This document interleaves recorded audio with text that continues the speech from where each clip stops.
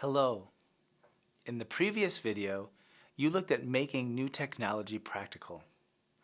In this language-focused video, we're going to talk about how to talk about the possibility of something happening in the future. We do this by using modals of probability. We'll look at the most common modal verbs to use, talk about the differences between them, and look at some examples of each one. In the previous unit, we looked at modals of suggestion, so we know that a modal is a special type of verb, usually used with another verb that describes ideas, such as making a suggestion, giving advice, or talking about the probability, the chance, of something happening. In this video, we're going to look at modals of probability.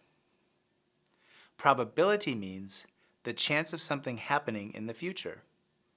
As an example, think about a weather forecast. If there is a 90% chance of rain tomorrow, that is a very high probability. If there's a 10% chance of rain tomorrow, that is a very low probability. We can use different modal verbs to indicate whether the chance of something is high or low. Today, we're going to concentrate on the modals will, should, could and might, and the negative of will, won't. Here is a graph showing the probability of these modals from high to low. High means that something has more chance of happening, and low means it has less chance. At the high end, we have the modal will. This is a very strong modal, and we only use it when the chance of something happening is almost certain. Let's look at a couple of examples. Rising sea levels will cause more coastal flooding. As we saw in a previous video, we can be certain that rising sea levels will result in areas near the sea being flooded. Consequently, we can make a prediction with high probability and use the modal verb will. Another example might be, lack of rainfall over a long time will cause drought. Again, we can be certain of this happening, so we use will. If we want to say that something will not happen, we use the negative of will, won't. In this case, we are certain that something will not happen.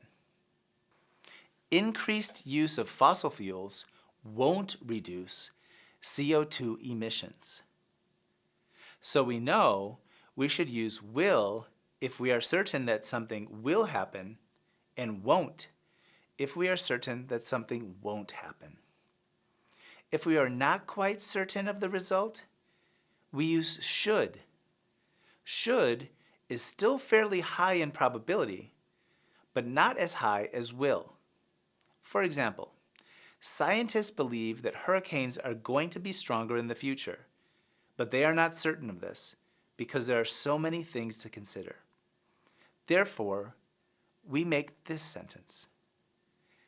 As the climate gets warmer, hurricanes should get stronger. What if the future is even more difficult to predict?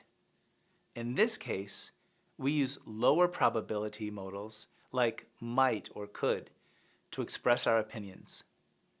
Climate scientists looking at data about tornadoes have found that there are more tornadoes now in the past, but that does not necessarily mean there will be more in the future. They are not sure. Therefore, their prediction is climate change might cause more tornadoes. Because in this case, might and could have very similar meanings. Another way of saying this is, climate change could cause more tornadoes.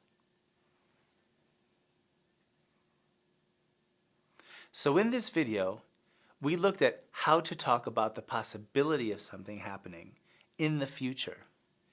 We did this by using modals of probability. We looked at the most common modal verbs, talked about the differences between them, and looked at some examples of each one.